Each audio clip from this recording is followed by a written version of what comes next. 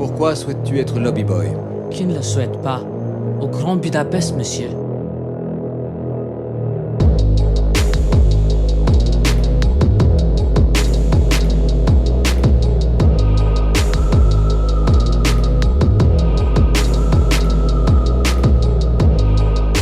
Bonjour et bienvenue dans l'épisode 59 de Faites entrer le film. Je suis accompagné de Kevin. Salut Kevin. Salut Vivien. Et de Olive. Salut Olive. Salut V. Comment ça va les garçons? Eh ben ça va bien. J'ai dégainé le premier, comme ça, direct. Takada. Ça va aussi, merci. Et toi? Eh ben écoutez, je ne suis pas mort, hein. Je suis de retour. On sait vraiment Après à plein se de poser des péripéties. questions. Ouais, non, après beaucoup de péripéties, beaucoup de boulot, je suis de retour pour de bon, normalement. Donc ça fait plaisir, je sais que j'ai manqué. J'ai On énormément nous arrêtait manqué. dans la rue pour nous demander, mais Vivien, il est pas vraiment parti, nanana, comment il va? Nous on disait, nanana, c'est pas trop. Mais non, je suis là. Et je suis là pour ce 59e épisode. On va bientôt passer la barre des 60, ça va être cool. C'est le principe, normalement. Bref. Ouais, j'ai appris à compter quand j'étais petit et normalement, c'est comme ça que ça fonctionne, c'est par palier. Ok. Je pense qu'on va pouvoir partir direct dans le vif du sujet. Olive, de quoi allons-nous parler aujourd'hui? Eh bien, aujourd'hui, nous allons suivre les aventures de Monsieur Gustave et de son lobby boy au travers un hôtel coloré, une prison délabrée, le tout pour échapper à un Willem Dafoe au sommet de son art. Bienvenue dans Grand Budapest Hotel. The Grand Budapest Hotel, réalisé par Wes Anderson, inspiré par les écrits de Stefan Zweig, et aidé au scénario par Hugo Guinness, avec Ralph Fiennes, Murray Abraham, Mathieu Amalric, Adrien Brody, William Dafoe, Jeff Goldblum. Bref, beaucoup de beau monde. Une sacrée brochette de stars. Ouais. C'est ça, et Tony Revolori, qui joue Zéro, bien sûr. Les brochettes de stars habituelles de Wes Anderson, j'ai envie de dire, hein, un film qui a un budget estimé à 25 millions de dollars américains, qui en aura rapporté donc ensuite 173 millions. C'est un beau succès. Comme à peu près tout ce qu'a touché Wes Anderson, je pense. Ouais, il y a eu des hauts débats, on va dire, il y a eu des critiques plus ou moins, mais en général, Wes Anderson, ça fait rapporter. Et on va voir pourquoi aujourd'hui. Qu'est-ce qu'on aurait à dire sur le film? C'est un film, on va dire, avec un ton comique, un ton un peu enfantin, comme Wes Anderson a l'habitude de faire, sur le dos d'une romance et d'un récit policier qui se passe donc dans les années... Dans les années 30. Voilà, les années 30, entre deux guerres. Eh bien, découvrons tout de suite de quoi il s'agit. Kev, parle-nous de la première scène. Alors ça arrive, il y a un carton qui nous explique que le récit prendra place dans l'ancienne république du Zubrovka, qui est aux confins de l'Europe orientale. On voit donc une jeune femme, une jeune femme qui arrive à au vieux cimetière de Lutz, qui s'arrête devant un mémorial avec une tête et on voit écrit l'auteur. Elle y dépose une clé. Pourquoi une clé? On va vite le comprendre. Elle prend son livre, on voit la photo de l'auteur et ce livre s'intitule Le Grand Budapest Hotel, comme le nom de ce film. À croire qu'il y a un lien. C'est possible qu'il y ait un lien en effet. Ouais, l'auteur. Alors cet auteur n'a pas de nom dans ce film, il est simplement appelé l'auteur et sa version jeune, parce qu'on va vivre dans plusieurs époques, sera appelé simplement le jeune auteur dans les crédits. Nous entrons donc grâce à cette première scène dans un univers, dans les lieux géographiquement placés. On peut dire qu'on est en Europe de l'Est environ, je dirais. Oui. Oui, c'est ça, oui. Avec des accents britanniques, mais ça on le verra après. Non, vous avez rien à dire sur cette première scène Elle donne le ton, en fait. Tu sens que tu vas rentrer dans quelque chose qui va être à la fois un peu surréaliste, onirique, tout en essayant de garder un pied dans le concret. Bref, ce que fait Wes Anderson assez régulièrement, en fait, comme tu as dit tout à l'heure. C'est ça, on va être très rapidement dans un thème assez... ça reste un mémorial, donc le début est un peu gris, mais ensuite on va rapidement tomber dans un thème un peu plus enfantin et plus comique avec donc l'auteur qui parlera face caméra, qui te parlera à toi. Et donc il va rapidement nous faire rencontrer le Grand Budapest avec un changement de décor et surtout de photographie, parce qu'on va passer donc dans le passé du Grand Budapest, hein, ce bâtiment très onirique, très fantastique, sur le haut de la montagne. Puis on va passer très rapidement au jeune auteur qui entre dans cet hôtel et qui va rencontrer Monsieur Jean, le concierge, et un peu plus tard, Zéro Mustapha, le dirigeant de l'hôtel Budapest. Alors on va tout de suite parler d'un truc, parce que on le voit en fait directement, là on est au bout de 5 minutes de film, on le remarque, même au bout de 3 minutes, on va avoir un gros changement de ratio. Est-ce que vous pouvez nous parler un peu des ratios Est-ce que l'un de vous deux veut déjà expliquer ce que c'est le ratio ? Clairement pas. Du coup, c'est toi qui devrais en parler de ça, en vrai. Techniquement, c'est toi le mieux placé pour parler des ratios de cadrage, je pense. Eh bien, d'accord. Le film, arrêtez-moi si je me trompe, mais va se passer sur 3 différentes périodes, un peu comme Inception. On va rentrer à chaque fois dans une histoire, puis en ressortir par moment.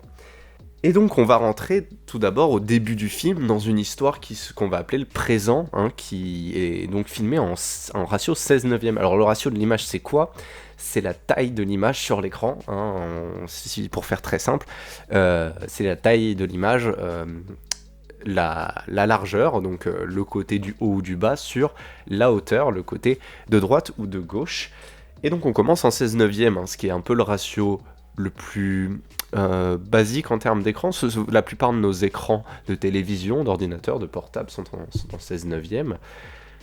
Et lorsque nous allons rentrer dans le passé, le premier passé, donc le passé de l'auteur, lorsqu'il va rencontrer Zéro Mustapha, nous allons passer en cinémascope, un ratio 2,35/1. Et enfin, lorsqu'on va rentrer dans le passé du passé, c'est-à-dire le passé plus, c'est-à-dire l'histoire qui est raconté dans The Grand Budapest Hotel, le livre, nous passons en ratio 4/3. Et déjà, Wes Anderson nous montre quelque chose de très concret avec ça, c'est que, on va le voir, c'est quelqu'un qui est très droit, très dans le détail, très dans la géométrie. Et bah ça se voit directement sur les 3 premières minutes, avec ces 3 changements de ratio différents, qui nous font rentrer sur 3 périodes différentes, qui permettent de ne pas se perdre en fait dans le film. Plus encore, ouais. Pardon, t'interromps, c'est une très bonne intention de réalisation du coup, ce que propose Wes Anderson. Contrairement par exemple à, tu disais tout à l'heure, Inception, où si tu ne suis pas le film, ou que t'es pas rodé à ce genre de film, t'es très très vite perdu. Là, le changement de ratio de 4 du coup permet au spectateur qui est un minimum attentif de comprendre où il se situe dans l'histoire. Ouais, carrément. Donc ouais, on a ça qui permet de mieux situer l'action, et comme tu l'as dit, étant donné qu'on passe... Alors là, c'est pas non plus Inception, on va pas passer dans des rêves, mais on reste sur quelque chose de très similaire, hein. On a une histoire qui se passe sur quelques heures, une histoire qui se passe sur une soirée entière, et une histoire qui se passe sur plusieurs années. Tout ça imbriqué l'une dans l'autre. Ça fait très penser au film de Nolan. On va reparler un peu de la construction même du placement dans le film de ces différentes périodes temporelles et de ces différents ratios, parce que on le verra rapidement, comme le reste du film, ça reste du Wes Anderson, et même ce placement de ratio est important dans la géométrie du film. En tout cas, on va rentrer un peu plus dans le film et on va commencer à parler de nos personnages. Kev, si tu veux bien me parler donc du coup de l'auteur, de ce qui représente ce jeune auteur qu'on va découvrir dans le passé, le ratio de 35/1. Donc Jude Law. Exactement. Ce personnage fait... déjà, donc, c'est lui qui raconte l'histoire à travers son... Enfin, c'est ça. C'est lui l'auteur de ce bouquin qui est Le Grand Budapest Hotel. Il arrive... Je sais plus pour quelle raison il y va. Je crois que c'est parce qu'il avait besoin de trouver l'inspiration ou une connerie comme ça.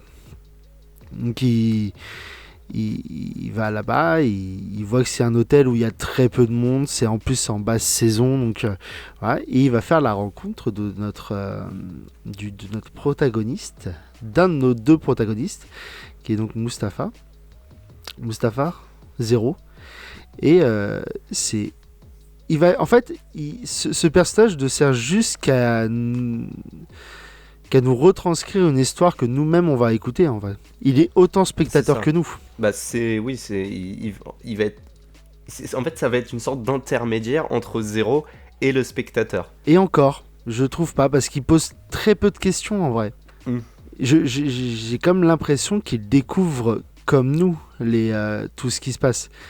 Au moment où il est jeune dans l'hôtel, oui, en effet, il découvre en même temps que nous. Et c'est sur cette découverte qu'il va écrire son bouquin que la fille du début va lire. C'est pas complexe en soi quand on voit le film, mais c'est vrai qu'à expliquer, c'est un peu plus difficile.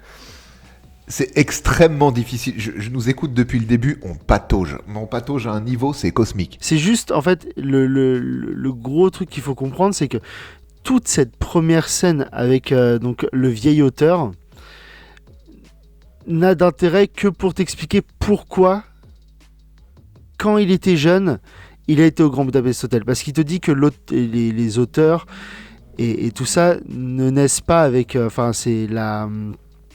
L'inspiration ne vient pas toute seule, c'est pas en la travaillant qu'elle vient, c'est en faisant des trucs, machin, et il t'explique comment lui il a eu l'inspiration à ce moment-là.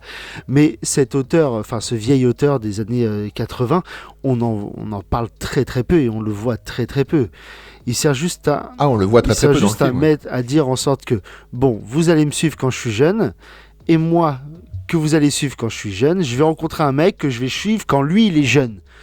Basta, bim, allez hop. Et je trouve que cette intervention, en guise un peu d'intro de cet auteur, me fait beaucoup penser à ce que pouvait faire Hitchcock pour présenter ses films. Lorsque ses films sortaient, il se mettait lui-même en avant pour se dire voici le film que j'ai fait, voici le film que vous avez regardé. Et je trouve qu'il y avait un petit rappel à ça. Et un truc que je trouve par cet auteur. assez sympa aussi, mais ça je suis pas sûr qu'on l'ait dit, c'est que donc il y a 3 époques. Et comme tu dis, les 3 époques se chevauchent en 3 minutes. Et ce que j'aime beaucoup, c'est à travers ça, on va aussi voir l'état du Grand Budapest. Et les couleurs sont... Plus on est loin dans le temps, enfin plus on est proche de notre époque à nous, plus les couleurs sont ternes. Et plus on va remonter le temps, plus les couleurs vont être vives. Et je trouve ça assez sympa aussi. C'est une autre façon de marquer la temporalité et aussi le vieillissement même du Grand Budapest Hotel. Je dirais pas le vieillissement, je dirais surtout l'âge d'or. L'âge d'or, oui, c'est vrai, t'as C'est raison. vrai. Et cet âge d'or, il n'est pas dû à rien, il est dû à 2 personnages. D'abord, il est dû donc à Zéro Mustapha, qu'on a pu découvrir en dialogue avec le jeune écrivain, avec l'auteur, qui va donc raconter son histoire autour d'un repas. Mais on va vite apprendre, une fois qu'on est rentré dans l'histoire du Grand Budapest de l'entre-deux-guerres, Monsieur Gustave. Alors qui est Monsieur Gustave, Olive ? C'est notre protagoniste presque principal, en tout cas c'est autour de lui que va tourner toute l'intrigue. Alors son statut au sein de l'hôtel, du coup, c'est quoi exactement ? Parce que c'est pas le lobby boy, c'est quoi ? C'est le concierge. maître d'hôtel ? C'est le concierge. Mais c'est pas un concierge, c'est le concierge. Voilà, c'est ça. Il contrôle tout, il gère tout, il est aux petits soins pour tout le monde, il anticipe les demandes. C'est vraiment dans un hôtel de rêve, il y aurait ce concierge de rêve en fait. Et du coup, c'est tout l'hôtel presque, enfin toute la main d'œuvre de l'hôtel tourne autour de lui parce que c'est un vrai récital qui va donner à chaque fois que les consignes sont distribuées parce qu'il y a l'arrivée de X ou Y personnalité. Il est aussi très proche de la jante féminine. Est-ce que c'est un talon d'Achille ou pas ? Parce que finalement, c'est exploité, mais pas tant que ça, je trouve. Ça s'est montré de manière très propre, en tout cas. Mais c'est aussi autour de ça que va être imbriquée l'intrigue principale. Et voilà, en quelques mots, qui est Monsieur Gustave ? C'est vraiment le chef d'orchestre du Grand Budapest Hotel. C'est celui qui s'occupe des petites mains de l'hôtel, en fait, tout simplement. Parce qu'on voit qu'il y a une autre personne qui a l'air d'être assez importante et qu'on voit très peu, qui la personne qui embauche le lobby boy, mais qui laisse vite qui s'en décharge au concierge parce que c'est lui qui gère toutes ces personnes là. Donc ouais, on a Monsieur Gustave et donc le lobby boy en question, on a beaucoup dit ça, qui sera donc Zero Mustapha, jeune, encore une fois un personnage qui passe de vieux à jeune. Donc Zero Mustapha qui sera, quoi, il devait avoir même pas, je sais pas, 17 ans dans l'histoire, combien il a ? Ouais, ça doit être ça, il doit avoir entre 15 et 17 ans, il a l'air d'être très jeune.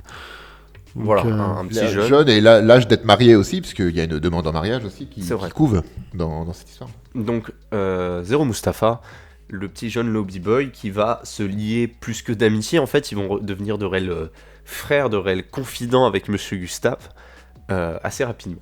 On va tirer tout de suite une épingle du pied, c'est du Wes Anderson, donc on a une image qui est assez spéciale, assez typique de Wes Anderson. Est-ce que l'un de vous veut expliquer en quelques mots ce qu'on peut retirer de la photographie générale et de la façon dont Wes Anderson filme ses scènes ? Alors, moi j'ai une image qui, quand la première fois que j'ai vu ce film au cinéma, j'ai eu l'impression de lire une BD.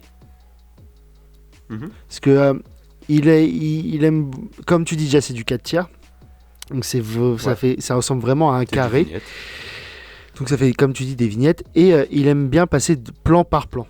La caméra suit les personnages et on change et ça fait souvent comme ça. Donc j'ai vraiment eu l'impression de lire une BD. C'est au lieu de changer directement d'endroit, ça va suivre. Et je trouve ça assez sympa en fait. C'est vraiment ça. Quand tu n'y es pas habitué, et ben ça donne un petit côté rafraîchissant à ce film, enfin au film. Surtout qu'il essaye d'imbriguer pas mal de trucs dedans avec une histoire une enquête pseudo-policière. Oui, il y a énormément il y a beaucoup de trucs. Ouais, c'est ça. Ça s'entremêle de partout. À la fin, tu as presque aucune réponse parce que c'est pas ça l'important du film. Mais j'ai vraiment l'impression, avec les couleurs vives et la façon dont c'est filmé et même les plans changent, j'ai eu l'impression de lire une BD. Encore une fois, l'ayant vu plusieurs fois, c'est l'impression que ça m'a redonné. C'est un peu ce que je disais, parce qu'hier j'ai vu Vivien dans la vraie vie et j'arrivais pas à mettre les mots dessus. Et du coup, la BD, c'est un très bon exemple. En fait, chaque scène, il y a comme un travelling, ce que me disait Vivien hier, la caméra va se déplacer pour suivre les protagonistes et d'un seul coup s'arrêter parce qu'il y a du dialogue ou quelque chose. Donc on passe de quelque chose qui est à la fois très mobile jusqu'à arriver au point d'arriver, souhaité, et après, ça va être des dialogues, mais tout à fait statiques, avant de repasser de nouveau, comme si on changeait de case de BD en fait. Et ça donne un vrai rythme particulier à l'entièreté du film, qui est vraiment très très cool du coup.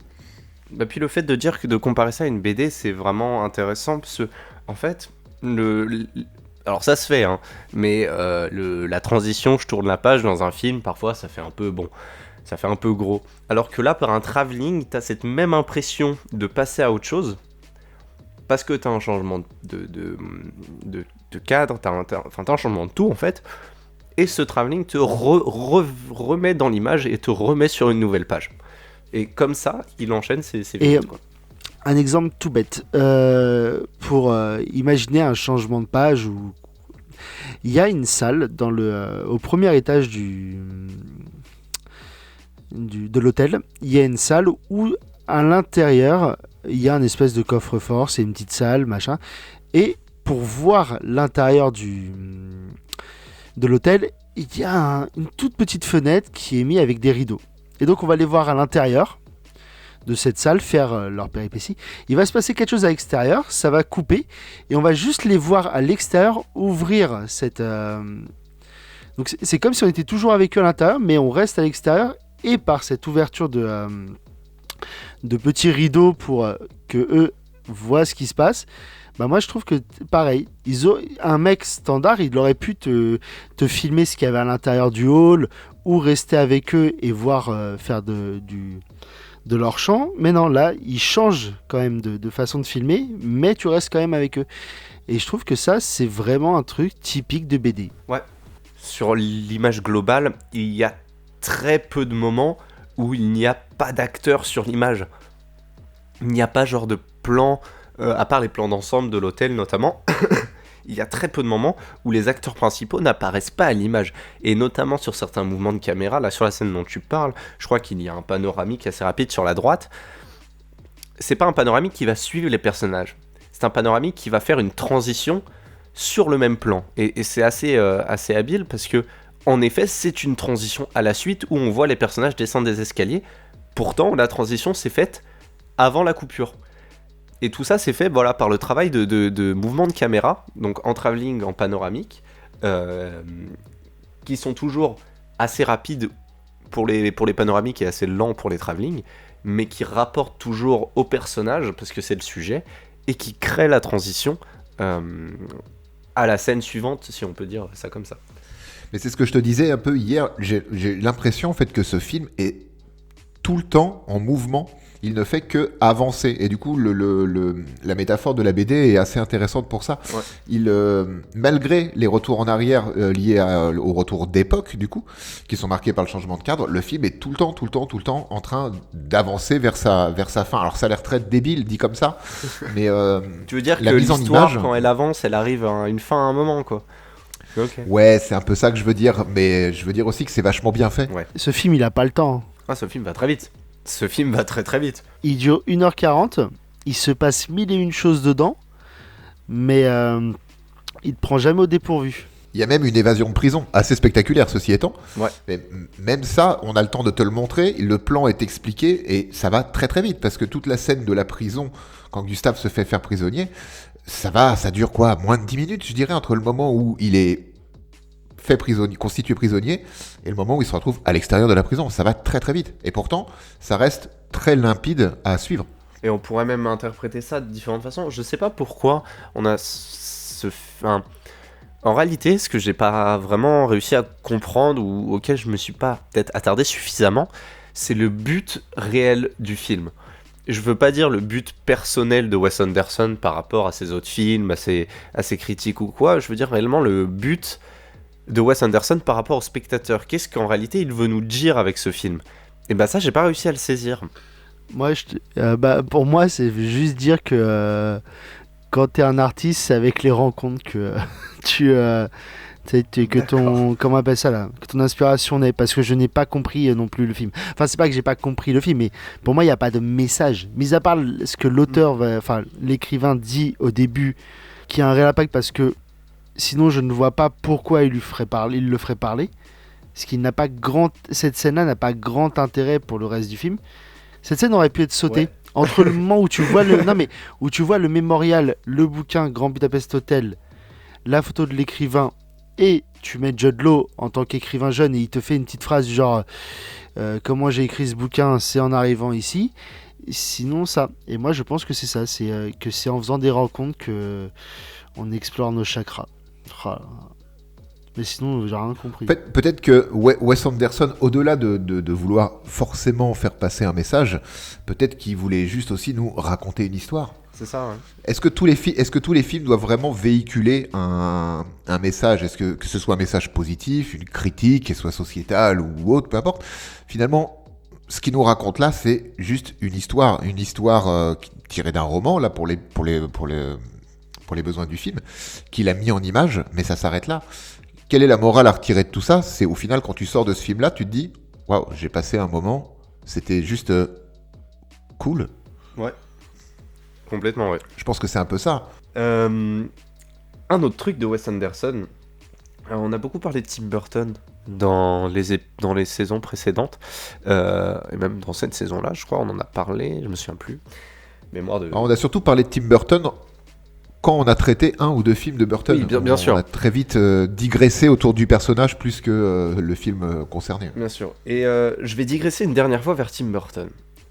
Pourquoi ? Parce que Tim Burton, en fait, avant d'être un réalisateur de films, c'est un putain de cliché ambulant. Et bah Wes Anderson, c'est un peu ça. D'accord. Et il va falloir que tu développes, parce que est-ce que Tim Burton, c'est vraiment un cliché ambulant ? Je suis pas sûr. Bah, Tim Burton, quand on pense à un film, quand on se dit, oh, je vais voir un film de Tim Burton, tu sais que tu vas voir un film qui va être plutôt sombre, avec Johnny Depp, Bohemian Carter, bref, avec une histoire autour de la mort. Enfin, la plupart du temps, un Tim Burton, ça va être ça. C'est un cliché, c'est pas forcément vrai, mais c'est l'image que ça renvoie dans la tête des consommateurs de films. Je suis d'accord, Burton est très ancré dans un cinéma où la mort est rigolote, il y aura des portes de travers et des spirales. Et Johnny Depp et Helena Bonham Carter. Et où, Wes Anderson, c'est un peu ça. Alors c'est tout le contraire, mais c'est tout pareil. Wes Anderson, c'est un univers toujours très enfantin, souvent très coloré, avec les mêmes acteurs à chaque fois, Bill Murray, William Dafoe, enfin bref, ces acteurs, on va dire, fétiches, parce que les réalisateurs ont le droit d'avoir ça. Et surtout, c'est carré, c'est symétrique, et ça bouge pas. C'est de la... On va dire c'est de la perfection même de la géométrie. Il en est à vouloir tellement que tout soit carré, qu'il va lui-même balayer à coups de pied les flocons de neige dans The Grand Budapest Hotel pour que ce soit symétrique. Ouais, on parle quand même de certains réalisateurs qui ont des problèmes dans leur tête un peu. Hein. Mais bon, au final, c'est bien. Hein, ça, et au final, ça c'est bien. un peu le film. Et ce film est vraiment quelque chose c'est le fait que vous disiez que ça ressemble à une BD et tout ça, mais c'est totalement normal, parce qu'en plus d'avoir un format 4/3 qui est presque un format carré, en plus... tout à l'heure on parlait des ratios, mais les ratios sont posés de telle sorte à ce que tu commences le film en 16/9, ensuite tu passes en cinémascope, tu passes en 4/3, au milieu du film, pile au milieu pratiquement, tu repasses en cinémascope, tu repasses en 4/3, et à la fin, cinémascope, 16/9, bref c'est symétrique. Les plans sont symétriques aussi. Le Grand Budapest Hotel, c'est la même moitié de droite à gauche, la prison c'est la même chose, les personnages sont placés de telle sorte que... Et en fait, tout dans la photographie, dans la mise en scène de The Grand Budapest Hotel rappelle non plus la symétrie, mais Wes Anderson lui-même. Et en fait, ça a été beaucoup critiqué, ça, à Wes Anderson, si je me trompe pas. Le fait que, comme Tim Burton, on puisse lui reprocher de tomber dans son cliché. C'est là où moi ça me perd, parce qu'un réalisateur qui fait ce qu'il sait faire, on va le critiquer parce que finalement il s'enferme dans quelque chose. Et on a été les premiers même à dire que depuis quelque temps, Burton, voilà, c'est un peu l'ombre de ce qu'il savait faire. Mais je savais pas, par exemple, qu'il y avait des critiques un peu qui allaient dans le même sens pour Wes Anderson. Il nous propose à chaque fois quelque chose, Wes Anderson, même si au final son cinéma est symétrique, juste pour donner un cadre, tu vois, chaque histoire, chaque film qu'il nous raconte, il raconte pas la même histoire à chaque fois. Non, il raconte pas la même histoire, Donc, mais il reste dans quelque même chose d'assez innocent. Il reste en fait, dans ce qu'il sait faire, il reste dans ce qui lui parle, mais en racontant une nouvelle histoire à chaque fois. Ouais. Et des histoires qui sont même des fois diamétralement opposées. Juste, il impose son style au niveau visuel. Là où peut-être, je réfléchis en même temps que je parle, c'est pas facile, mais là peut-être Burton, au final, ce qu'on disait peut-être, c'est qu'il s'est enfermé dans son style c'est jusqu'à juste devenir... devenu une caricature. C'est ça. C'est ça, parce qu'il nous raconte toujours, au travers ses films, même si les films sont différents, c'est systématiquement la même histoire qui est racontée. Enfin, au bout d'un moment, voilà. Alors que Wes Anderson, non. C'est ce qui était, avant la sortie du Grand Budapest Hotel, sur ces derniers films, était reproché un peu à Wes Anderson, c'est de devenir une caricature de lui-même. Oui, mais bon, ils le font. Enfin, excuse-moi, mais on va dire à Michael Bay qu'il fait trop d'explosions dans ses films. Il a toujours fait des films d'action. Il va pas faire demain un film d'auteur. Et c'est ça aussi. C'est à un moment donné, les critiques, il faut se calmer. Et voilà. Bon, mis à part Burton qui fait du Burton et même trop de Burton et que ça devient caricatural et que là tout le monde commence à en avoir ras le cul. Et là, je peux comprendre. Parce que ça se voit en fait, c'est ça le truc. C'est que ça se voit et t'as plus aucune surprise. Là où Anderson te raconte pas toujours la même histoire. Ça serait toujours l'histoire d'un mec qui fait un truc, qui fait, voilà, avec une porte bien droite et symétrique parce que voilà, ça serait relou. Mais il change de scénario à chaque fois. Mais bon, après... Même si sa brochette même si les comédiens restent les mêmes, parce que les réalisateurs ont des affinités avec certains comédiens, ok, pourquoi pas. Mais encore une fois, chaque thématique approchée par Wes Anderson est différente de la précédente. Ouais. Du coup, c'est des critiques pour moi qui n'ont pas lieu d'être. Que des réals ont des affinités avec des acteurs. Je veux dire, Nolan fait toujours jouer les mêmes. C'est que... c'est pas très grave. Le problème, je pense qu'un Burton c'est qu'il fait toujours jouer les mêmes dans les mêmes rôles. Et dans les mêmes histoires, surtout. Ouais, mais ne serait-ce que de faire jouer toujours le même mec, le même rôle, à un moment donné, tu peux changer l'histoire. Hein. Si le mec c'est toujours le même, ça changera que dalle. Mais bon, on n'est pas là pour parler de Burton. Je suis totalement d'accord. Mais Wes Anderson, je sais, j'avais déjà entendu, c'est plus ou moins ses critiques, mais après, moi, je connais pas son cinéma pour pouvoir en rentrer un peu plus dedans. J'ai vu très peu de films d'Anderson, donc... Ce que je trouve assez marrant, c'est qu'en fait, après avoir reçu ces critiques, il va peut-être sortir le film qui est le plus Wes Andersonien de sa carrière. En mode gros doigt d'honneur aux critiques. Et je trouve ça Enfin, je trouve que c'est un coup de génie, personnellement. Et c'est là d'où je voulais Mais venir. il a raison. C'est qu'il fait ce qu'il aime, il fait ce qu'il sait faire et il fait ce qui est bien dans son cinéma. Après que ça lui soit reproché, et ça reste bien et ça rapporte 170 millions de dollars à sa prod. J'ai envie de dire, bravo Leveau, quoi. Oh, c'est beau ça, bravo Leveau. Non mais il a raison, à un moment donné, les critiques, surtout quand c'est brassé du vent pour pas grand chose, tu les emmerdes, tu fais ce que t'aimes, t'es bankable parce que t'arrives à débloquer des budgets, tu fais ce que t'as envie de faire, tu racontes ton histoire si t'as envie de la raconter. Après, oui, il a fait comme il sait faire en fait, c'est juste ça le truc. J'aimerais qu'on parle, si vous êtes ok, un tout petit peu de Willem Dafoe. Parce que, Oui, bah bien sûr. parce que voilà quoi. Il parle très peu dans ce film. On est Bah, bien lui d'accord. aussi, c'est une caricature de lui-même. Tu le vois que c'est un méchant. Ah bon? Tu dis ça à cause de son imperméable? Tu dis ça à cause de sa moto? Ou tu dis ça à cause de toutes les bagues qu'il porte au doigt? Non, mais c'est des points américains. Mais Non, il dit ça à cause de la musique qu'il fait. Le méchant, oui, c'est lui, c'est le méchant. Il s'habille tout en noir, c'est un méchant. Est-ce que vous avez compris? ah oui, mais grave. Non, mais c'est comme. Non, mais la pléthore de personnages secondaires dans ce film sont tous plus les uns que les autres en couleur, même s'ils sont tous habillés en noir. Et Ils sont borderline en fait dans leur Non, mais il y en a- caricature. moi, ce que j'aime beaucoup avec ce film, c'est que tu le regardes, tu le regardes, tu passes un moment et tu as la question du putain, il n'y en a pas un seul qui est équilibré là-dedans. Il n'y en a pas un Non, il n'y a pas de normal. demi-mesure. Ah oui, non, Ils non, ont pas tous du des tout. tares, mais des tares, tu les vois à 10 km. Et mention spéciale à moi, un des acteurs que j'aime le plus de tous les temps, Goldblum, et ouais, je le trouve magnifique. C'est peut-être lui, Ah, il c'est est peut-être lui génial. le personnage le moins. C'est le moins fort, le moins fou de ce film. Ouais, je pense que c'est le personnage, comment il s'appelle? C'est l'exécuteur testamentaire qui a pas beaucoup Monsieur de temps Kovac. d'écran et qui va perdre des doigts au fil de l'aventure d'ailleurs. Oui. Mais oui, ça a l'air d'être le personnage le plus, on va dire, le moins archétypal. Hein, et c'est celui qui a le plus la tête sur les épaules, on va dire. Mais Et encore, on sent qu'il c'est vit une dans un brève monde apparition. décalé. Non, mais ils sont tous décalés. C'est Ah oui, juste tout à qu'il a fait. pas, on le voit pas assez pour qu'il nous le montre. Oui. Bah du coup, le méchant, ouais, William Dafoe. Waouh. Moi, j'ai jamais vu un méchant comme ça.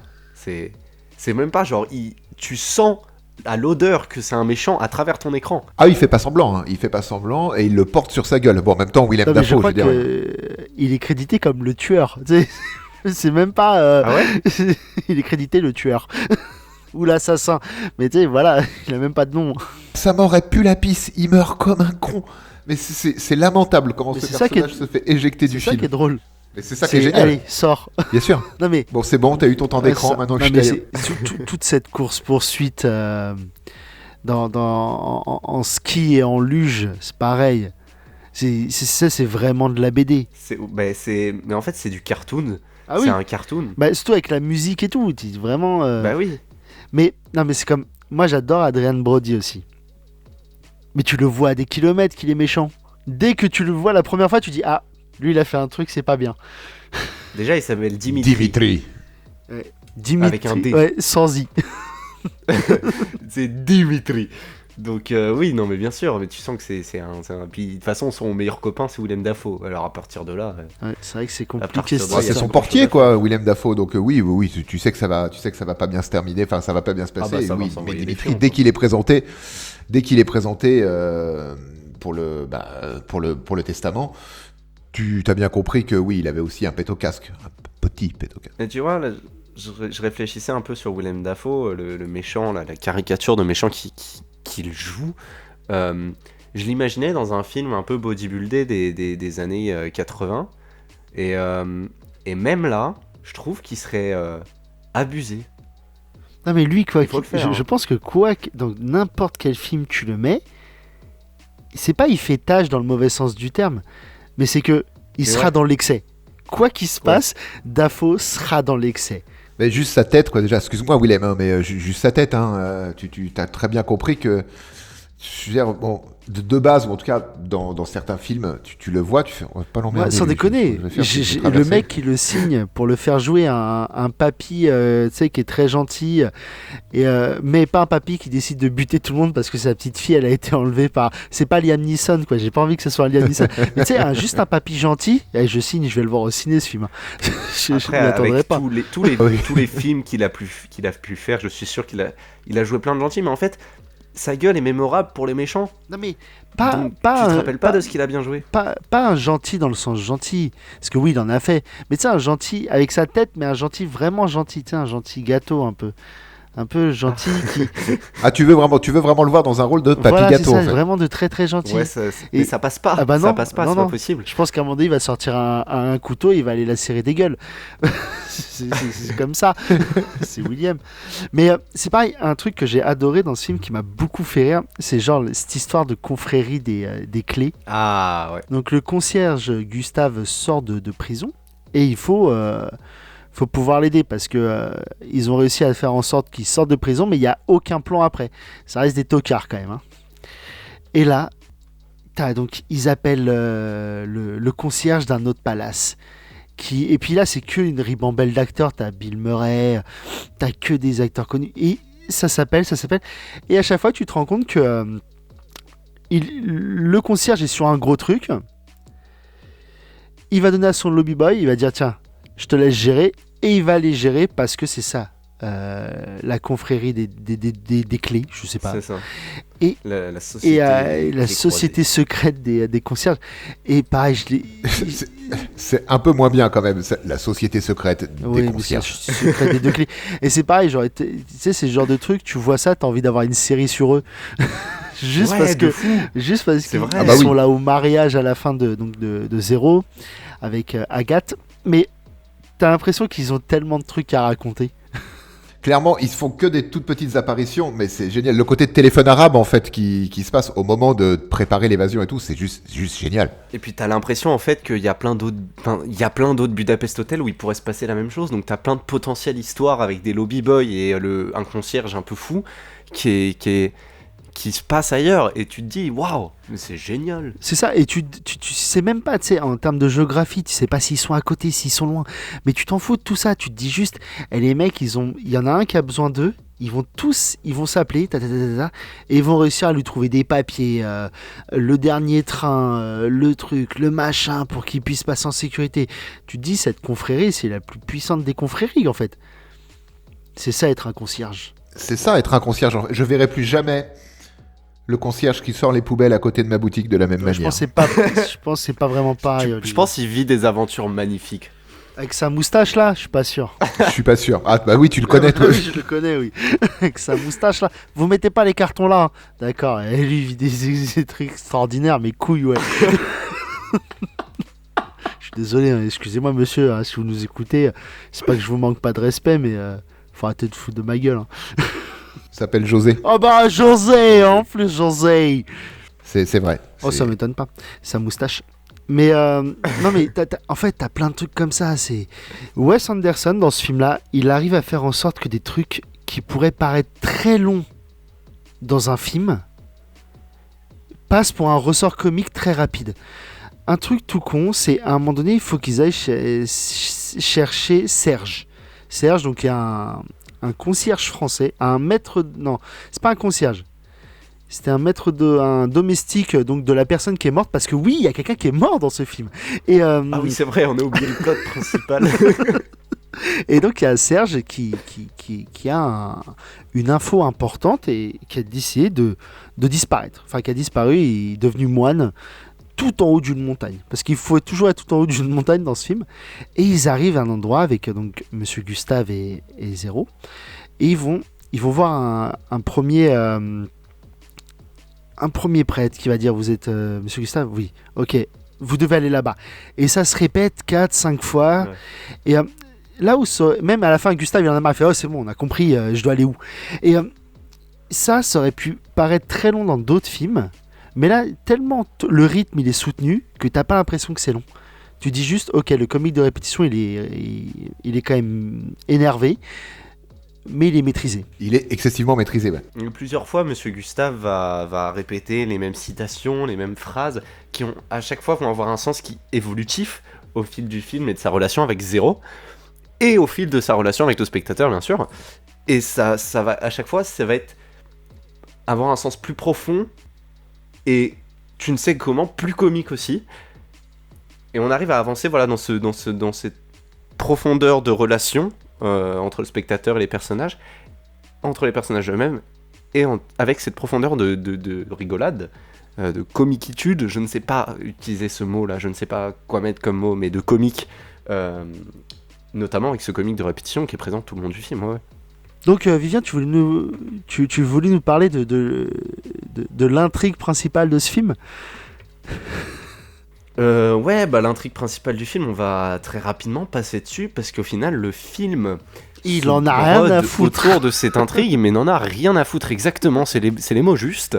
L'intrigue principale du film, Monsieur Gustave, c'est un petit, on va dire... un petit chenapan un chaud lapin avec les vieilles dames de la haute société. Qui sont blondes, décrépies et riches. Blondes, décrépies, c'est ça. Et donc l'une surtout. d'entre elles va finir par mourir, par être assassinée, on ne sait pas trop. Tiens, c'est Tilda Swinton, je crois. Swinton. Ouais. Je l'ai pas reconnue au début. Ben non, parce qu'elle est maquillée en vieille. Donc vraiment, elle a joué juste parce que Wes il lui a demandé, hein, parce que c'est ça. Le fait vu qu'il aime beaucoup jouer avec elle, c'est vraiment ça. Il l'a mis parce que voilà. Exactement. Et donc elle va mourir, elle va être assassinée, on ne sait pas trop. Hein, et elle va léguer un bien très précieux qui vaut des millions de la monnaie de cet univers cinématographique au concierge. Et là, le fils pète un câble, et en fait, tout le long du film, ça va être le concierge qui vole le tableau et qui le cache, mais qui va se faire rattraper par la justice, qui va se faire rattraper par un peu tout. Et autour de ça, on brode une histoire avec la relation principale entre Zéro et Gustave, et aussi entre Zéro et Agatha. La pâtissière. La pâtissière, c'est ça. Qui permet notamment, en fait, qui est pâtissière. Pourquoi ? Parce que fallait une pâtissière pour faire passer des armes dans une prison. Enfin bref, on est sur, vraiment, on brode des relations autour d'un semblant d'histoire policière. Non mais c'est ça, où, en fait. En effet, les personnages sont recherchés. T'as l'impression que... l'histoire a été écrite du genre... il va y avoir un vol de... un vol. Le vol le plus éclaté de l'histoire, encore une fois. Hein. Un vol de tableau. Le garçon à la poire, là, ou à la pomme. À la pomme, Garçon à la pomme. C'est pareil, tu dis, il vaut des millions, ce truc-là. T'as aucune idée de comment il est fait. T'as juste Gustave qui dit, ouais, il me ressemble un peu quand même. Ouais, vite fait. Ouais, c'est vrai. Enfin, de loin, quoi. C'est juste ça, l'interaction du tableau. La critique du tableau, c'est en vrai, il me ressemble un peu, quoi. En vrai, elle a voulu me faire plaisir. Il me ressemble un peu sans moustache. Ouais, si tu veux. Ouais. Et t'as ça. Et derrière, ils vont écrire des personnages autour de cette histoire. Attends, il nous faut quelqu'un... Ok, dans la prison, il nous faut un mec qui est super grand parce qu'à un moment donné, il va être utile. Ouais, d'accord. C'est que ça. Bah, que des personnages fonctions, du coup. Ah oui, mais ce film n'est là que pour ça. Mais c'est... quand tu regardes... tout est bien fait. L'avantage, et c'est assez hilarant, quand, ne serait-ce que quand ils vont essayer de s'enfuir de la prison et... Ils vont ouvrir une... Alors, ils y arrivent. Alors pareil, leur plan, il est acadabrantesque. Hein. Ils vont ouvrir une trappe. Il va y avoir 4 militaires, 4 gardes à la prison. T'as un des mecs avec qui il commence à s'enfuir. Il saute avec son couteau. Donc, tac, bagarre hors champ. Il rouvre la trappe. Il y a les 4 gardes qui sont morts, plus l'autre. Et t'as un mec qui va dire, c'est normal, il va dire, bon bah, match nul. Hein. Mais ça ne marche pas comme ça, monsieur. Elle vient de nulle part, ta phrase. Vous en avez perdu un, ils en ont perdu 4. Il n'y a pas match nul. Il y a quand même une belle victoire pour les évadés. C'est comme quand ils s'évadent et que ils sortent des égouts. Et donc, tu as Gustave qui retrouve Zéro. Et tu as les 3 autres qui décident, bon, allez, il y a un camion là-bas. ils se battent. Au fond, tu sais pas ce qui se passe. Tu vois juste que Gustave, il dit à Zéro, bon, t'as récupéré des affaires pour moi? Non, mais tu sais, il lui donne une cravate. Ça, c'est après ça, quand ils sont quand ils sont récupérés, ouais, qu'on leur donne une cravate pour s'infiltrer plus facilement. Tu leur dis, ok, bah tout va bien. Il y a aucun problème. Puis il y a cette histoire de parfum aussi, je sais plus comment s'appelle le parfum oui. qu'il met régulièrement, qui est juste, c'est un petit running gag qu'on va retrouver surtout dans cette partie-là du récit, où ils en usent et ils en abusent de mettre ce fameux, c'est le parfum des concierges en fait. Oui, c'est ça. Mais c'est comme peut-être à 2-3 trucs sur la sexualité qui sont très drôles. C'est Brody et Dimitri arrête pas de dire à Gustave que c'est une lopette. Et l'autre il dit ouais, mais si j'apprends que vous avez couché avec ma mère et tout, et l'autre il fait bah attends, faudrait savoir ce que tu veux. Je suis une lopette ou tu veux que je couche avec ta mère? Et t'as que des trucs comme ça où quand ils vont prendre le garçon à la pomme et que l'autre il va mettre une autre œuvre où il y a deux femmes qui se font du bien et il y a personne qui va réagir à ça. Brody va rentrer dans le truc, il va dire mais personne n'a vu que le tableau a disparu et t'as les 3 femmes qui ne servent à rien mis à part à dire Les 3 sœurs, ouais. Pareil on pensait que t'avais changé le tableau. Vraiment rien ne va dans cet univers. Ça se demandait comment il fait pour tourner. En fait, étrangement, comme on le disait au début, c'est un univers qui est à la fois très enfantin, mais à la fois quand même, faut être un adulte pour comprendre certaines vannes. Ah bah oui. C'est un film que tu peux montrer à tes enfants. Enfin, je pense. Je n'ai pas d'enfants, je peux pas trop juger sur ça, mais je pense qu'on peut le montrer à des enfants. Mais qui est encore mieux de voir adulte, parce que là, tu comprends on quelque va en chose. kidnapper 2-3 Enfant, et tu on va comprends essayer. rien. Hein. On va essayer. Hein Ouais. Non, mais je pense que oui, ce film a deux lectures. Il est subtil. Il a 2 lectures dans le sens où si tu le regardes avec des yeux un peu plus innocents, tu ne verras pas certains trucs, alors qu'avec des yeux d'adulte, tu verras le sens un peu plus profond. Et ce qui est bien, ça veut dire que c'est un film qui peut être familial. D'ailleurs, c'est un film tout public, si je me trompe pas, malgré un certain nombre d'occurrences d'insultes. Ce qui est assez surprenant. Enfin, moi, je trouve qu'il n'y a rien de très très gore, mis à part le découpage de main. Enfin, la main, il n'y a pas une tête aussi qui vole à un moment? je sais pas, mais je sais que mais les doigts, je m'en rappelle parce qu'il les ramasse. Oui, et puis on les voit vraiment couper, c'est pas du hors-champ en fait, c'est vraiment la porte se referme sur une main et hop, Jeff Goldblum est amputé de 4 doigts. Et le balançage de chat par la fenêtre aussi. Jeff Goldblum qui fait... Est-ce qu'il vient de buter mon chat? Mais ça va, le film n'a pas le temps, du coup on va très très vite continuer l'histoire, parce qu'il n'a pas le temps. Alors, The Grand Budapest Hotel, qu'est-ce que vous en avez pensé? Par qui je commence? Par toi, Olive, peut-être? Instant conclusion. L'instant conclusion. Eh bien, conclusion, une fois n'est pas coutume, voyez ce film. Enfin, pour le coup, y a rien à mon sens, il n'y a rien à jeter. L'histoire est limpide, vous allez vous régaler en termes de mise en scène. C'est ce qu'on disait juste avant, vous pouvez même le regarder avec vos enfants, pré-ados, peut-être quand même pas trop jeunes, pour qu'ils puissent comprendre un minimum ce qui se passe. Mais au-delà même du Grand Budapest Hotel, tournez-vous et intéressez-vous à la filmo de Wes Craven. Tournez-vous vers la filmo de Wes Anderson. Ouais, parce que Wes Craven, c'est pas trop avec les enfants quand même. Hein.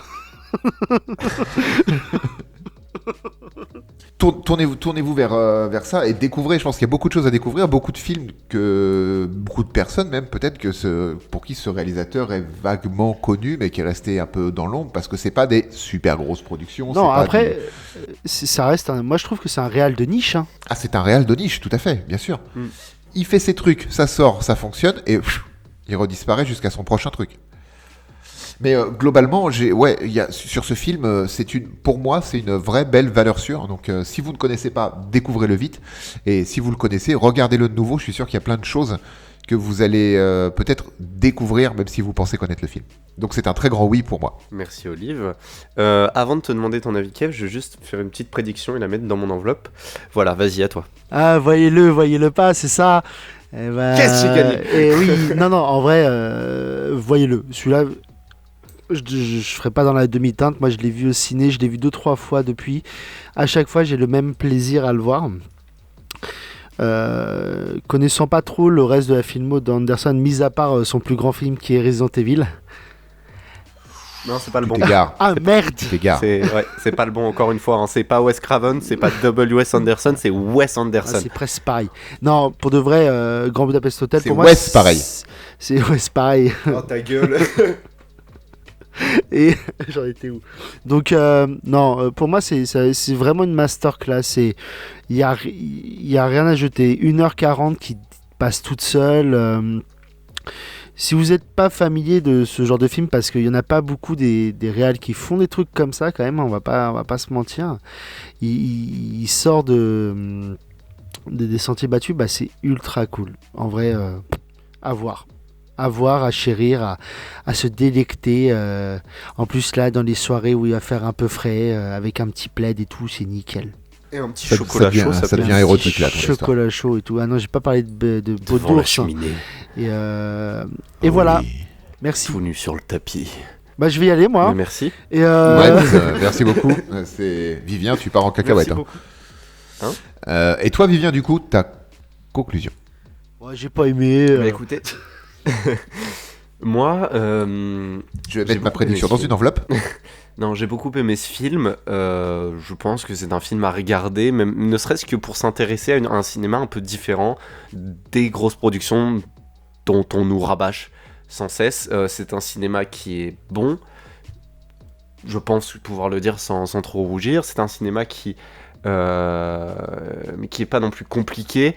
Je veux dire, c'est un cinéma qui est à la portée de tout le monde et qui vous intéressera, je pense, parce que c'est intéressant d'un point de vue même visuel en fait. C'est une expérience à vivre, je pense, de regarder un Wes Anderson, notamment The Grand Budapest Hotel, qui est du Wes Anderson symétrique comme t'as jamais vu. Puis j'aime bien la manière de travailler global, on va dire le rapport humain de Wes Anderson, on va dire sur... Ah bah alors si t'aimes bien, il n'y a rien d'autre à dire quoi. C'est vraiment... C'est bon, Voilà. quoi. Et bah voilà, c'était l'épisode 59 de Faites entrer le film, le grand retour de Vivien. Ouais, enfin t'enflamme pas non mais plus. en hein. J'avais besoin de travailler un peu sur la machine à voyager dans le temps. Parce que, Oh, ça fait tu longtemps teases qu'elle- comme un gros Ah bâtard. ouais, tu utilises rien du tout parce qu'on a rien du tout. Mais alors, rien. Pas même l'ombre, rien. Il y a rien. Rien, même plus d'encre.